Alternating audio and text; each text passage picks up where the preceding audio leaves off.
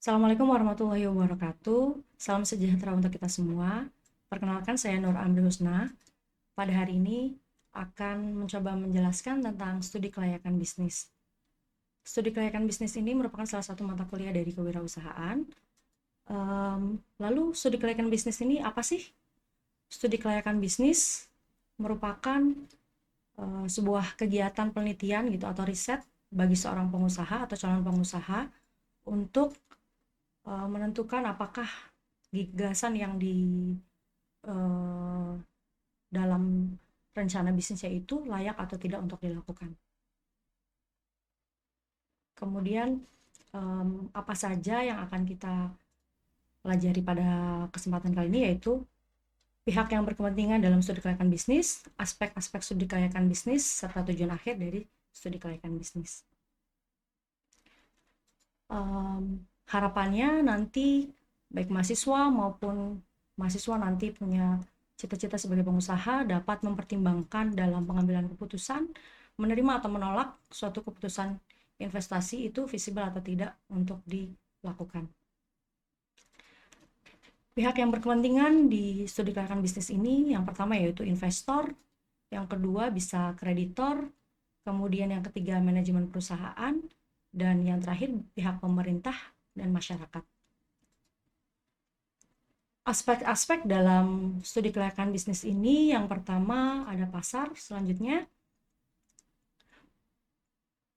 pasar di sini um, yaitu seberapa luas atau pasar yang ditentukan oleh produsen untuk produk maupun jasa yang nanti akan diperjualbelikan. Selanjutnya yaitu aspek pemasaran, bagaimana strategi pemasaran dari suatu usahanya, memperhatikan produknya harus berkualitas, harganya terjangkau, kemudian lokasinya, dan bagaimana strategi untuk memasarkan si produk maupun jasanya. Kemudian selanjutnya ada aspek teknis dan teknologi, memperhatikan hal-hal yang berkaitan dengan teknologi atau alat-alat yang digunakan untuk menghasilkan si produknya itu sendiri. Selain itu juga harus memperhatikan lokasinya dan bagaimana teknologi yang digunakan itu sesuai dengan perkembangan zaman. Selanjutnya, aspek sumber daya manusia. Sumber daya manusia ini merupakan salah satu aspek yang penting juga, dimulai dari si pengusaha ini sebagai leader itu sendiri serta karyawan yang ada di dalamnya. Dimulai dari perekrutan atau seleksi gitu ya, kemudian masa probation atau percobaan mungkin 3 bulan atau 6 bulan sesuai dengan gaya dari perusahaan itu sendiri. Kemudian ditentukan apakah karyawannya ini masa kontrak ataupun permanen. Kemudian perhatikan kesejahteraannya mulai dari gaji maupun asuransi-asuransi yang terkait. Kemudian keselamatan dan kesehatan kerjanya juga harus diperhatikan. Selanjutnya, aspek keuangan. Ini merupakan salah satu aspek yang sangat penting juga, karena kita harus memperhatikan terutama adalah modal atau sumber pendanaannya itu sendiri, apakah tadi berdasarkan dari investasi atau investor yang menyuntikkan dana untuk si bisnisnya ini, atau kita kredit gitu ya dari pinjam dari bank ataupun kerabat, kemudian ataukah menggunakan tabungan itu sendiri. Kemudian diperhitungkan mungkin kolaborasi dengan konsultan keuangan gitu ya untuk memperhitungkan modal ini apakah kapan kembalinya dan berapa return yang perlu diperhitungkan untuk pengembalian modalnya. Selanjutnya, aspek yang terakhir yaitu persaingan dan lingkungan eksternal lainnya.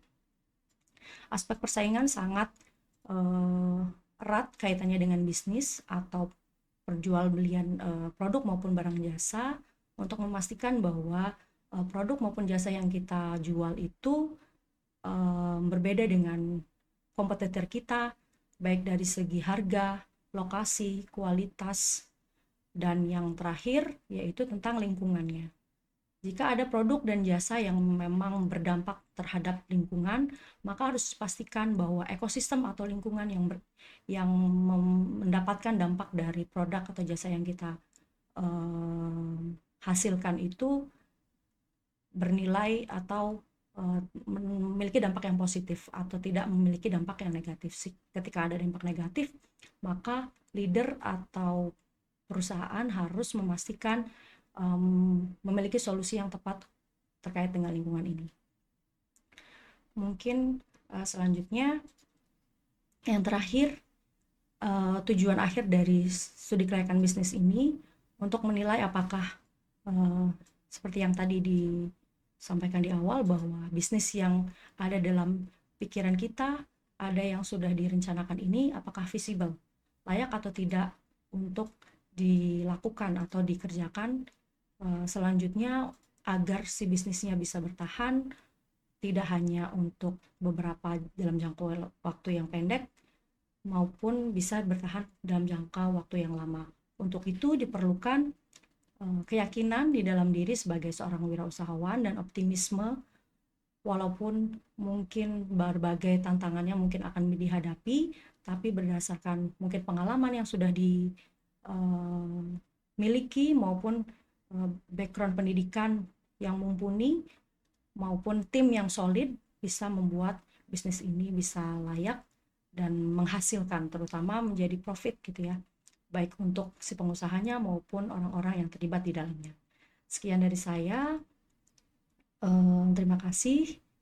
Assalamualaikum warahmatullahi wabarakatuh.